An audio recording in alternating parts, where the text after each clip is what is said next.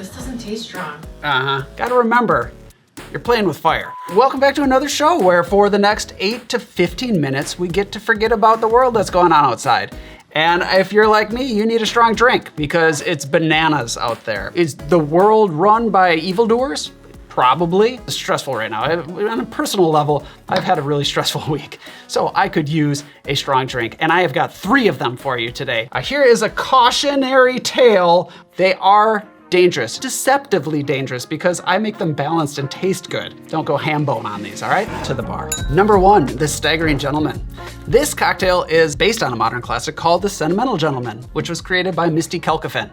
That's a Scotch-based cocktail, and this one is a bourbon-based cocktail. I just swap out the base spirit. Specifically, for this drink, the Stagg Junior, which is a barrel-proof bourbon. Hence the name, Staggering Gentleman. By the way, you don't have to use Stagg Junior for this. Any barrel-proof bourbon is gonna work, but I happen to have this bottle because I've been sitting on it because it's been rare. However, I did hear that bourbon's opening back up a little bit. So maybe soon we can all have a bottle of Stagg Junior on our back bar. In a mixing glass, start with 2 ounces of barrel-proof bourbon. To that, add half an ounce of Bénédictine and half an ounce of a walnut liqueur, also called nocino. Add ice and stir. We definitely want to give this some dilution. Then in a cocktail glass, plop in 1 giant block of ice, strain the cocktail over the ice. No garnish necessary. The Staggering Gentleman. Cheers. So kick it off with a banger. Look at that. Staggering Gentleman, the name means so much more than just Stagg Junior. It's a strong cocktail, so if you have too many of them, you'll be staggering.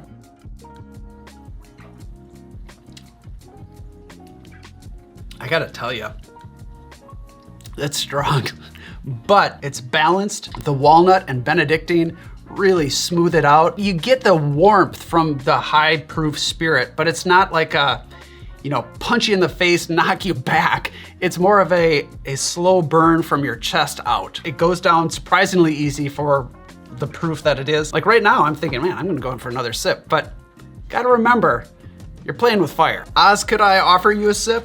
Whoa. Yeah. If you don't want to have such a powerful experience, go ahead and use a lower proof bourbon. It's gonna be just as good. Before we dive into another great cocktail, a quick word from our sponsor. Today's video is brought to you by Cometeer. If you care about flavor, you probably don't expect great coffee to come from a capsule.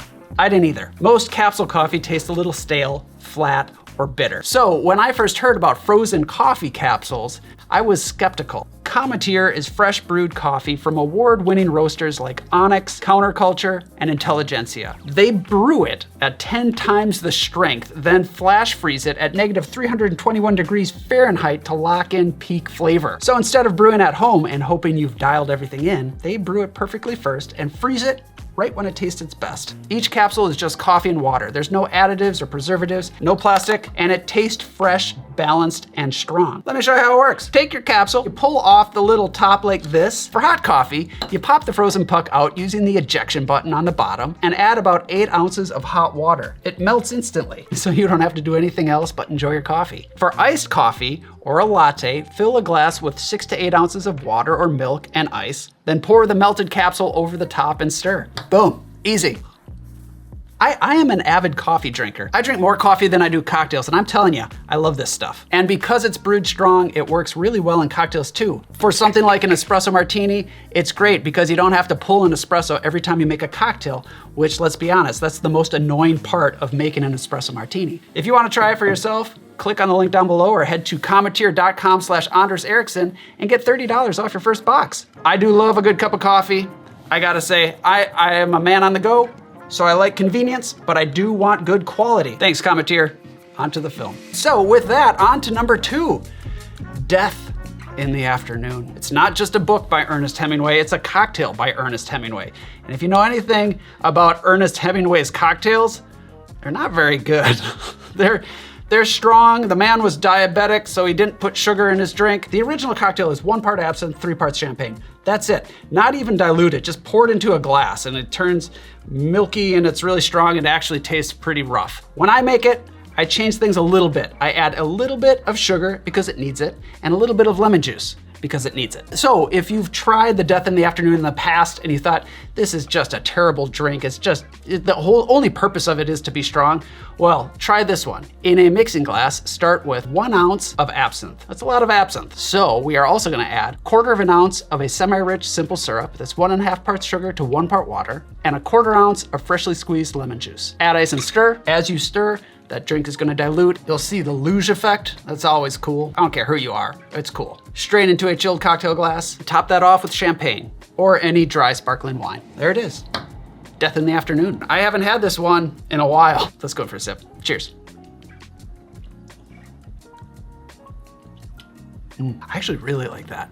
That's really good. Here's the thing. Here's why it's so good. What do you taste? Absinthe. As you should. That's the important ingredient in this cocktail. But just a little bit of lemon juice and a little bit of sugar really turns this otherwise disgusting drink into a really, really good cocktail. The bubbles you're adding to the drink is dry. It keeps it fun. It actually turns this almost into like a brunch cocktail if you wanted to forget about the rest of your day. Wow, this doesn't taste strong. Number 3. The zombie. You probably guessed I was gonna put a zombie on this list. Everybody knows of the zombie. The original zombie created by Don Beach, Don the Beachcomber. He put a 2-drink limit, period, no matter who you are. And the whole idea was, I think, to kind of stir up this, tough man. We're calling the drink the zombie. We're giving it a cool name, and you can only have 2 because it's so strong. And it got guys drinking tropical drinks. I think that's how it went down. But the truth is, the zombie is super potent. For the longest time, I never really liked it because there's just too much going on. But after tinkering around with all the ingredients a long time ago, I found a zombie recipe that I loved for the longest time. That was the one I kept secret because nobody quite understood why Andre's zombie was so good. So I'm gonna share with you my zombie recipe. In a shaking tin, we're gonna start with 1.5 ounces of Jamaican rum. I'm going with a smoother Jamaican rum because there's gonna be plenty of other flavors happening in this drink. Add 1.5 ounces of a Puerto Rican gold rum, 1 ounce of a 151 Demerara rum, 1/2 ounce of Falernum, use mine. If not, you can use Velvet Falernum. That's what I was using before I came up with this incredibly awesome product. 1/4 ounce of grenadine, good grenadine. Once again, use mine. 1 ounce of grapefruit juice, 3/4 ounce of lime juice, 1/2 ounce of cinnamon syrup, 1 bar spoon of absinthe, and 2 full dashes of Angostura bitters. All of you folks out there that say, yeah, Andre says 2 dashes, but I saw him put in 4. That's because the dasher bottle is smaller. Those are half dashes. But thank you for leaving comments and engaging. It really helps. What was I doing? Oh yeah, we're making a cocktail. Add some crushed ice, and we could do one of 2 things here. If you've got a fancy blendy thing like I do, this milkshake blender, then this is a great place to use it. But if you don't have one, that's okay. Just give it a quick shake with the crushed ice or flash blend for about 3 to 5 seconds. And open pour into your favorite tiki glass. Make sure it is large enough to hold all that volume. Garnish with a big sprig of mint, and there we have the zombie. Drop in a straw too. Forgot to mention the straw. I don't just look at what I'm doing and do that. There it is.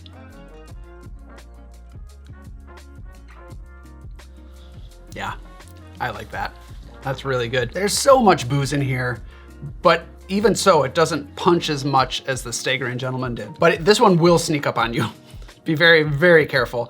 I really love all the flavors that are going on here. And that is actually not like me to say about this multitude of ingredients in one drink. Usually I'm like, oh, that's too much. I like my simple cocktails. But the zombie, it's tricky to balance, but once you get it, it's really good. You get a little bit of that cinnamon. The absinthe on the end is nice and subtle. I feel like the cinnamon and absinthe is a nice combination. Even the juices, you get the sharp citrus, then the bold spirits. It's like one big, tastes like a zombie, like a reanimated corpse.